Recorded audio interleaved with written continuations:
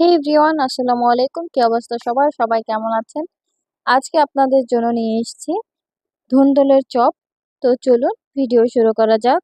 প্রথমে আমরা ধুন্দুলগুলো এইভাবে করে কেটে ধুয়ে নেব।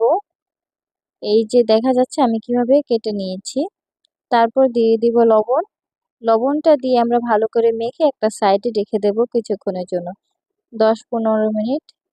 তারপর এই যে এইভাবে চেপে চেপে পানিটা ফেলে দেব, যে পানিটা উঠবে। তারপর আমরা এটা মেখে নেব, মরিচের গুঁড়া দিয়ে দিব। তারপর এটা মেখে নিয়ে ভাজবো। এই তো কড়াই তেলও গরম হয়ে গিয়েছে এবং আমি দিয়ে দিলাম একটা একটা করে সবগুলো ধুন্দুল। আমি বেসনটা আগে থেকেই গুলিয়ে রেখেছিলাম।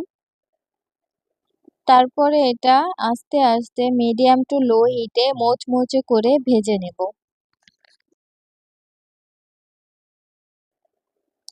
এই তো আমার ভাজা অলমোস্ট হয়ে গিয়েছে।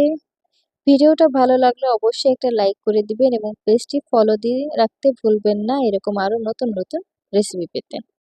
ভিডিওটি আপনার কাছে কেমন লাগলো কমেন্ট করে অবশ্যই জানাবেন।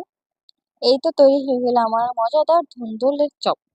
এই চপটা বানাতে বেশি সময় লাগে না, খুব তাড়াতাড়ি হয়ে যায়। আপনারা অবশ্যই বাসায় তৈরি করে আমাকে জানাবেন আপনার কাছে কেমন লাগলো।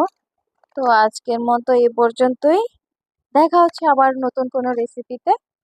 সেই পর্যন্ত সবাই ভালো থাকবেন, সুস্থ থাকবেন। আল্লাহ হাফিজ।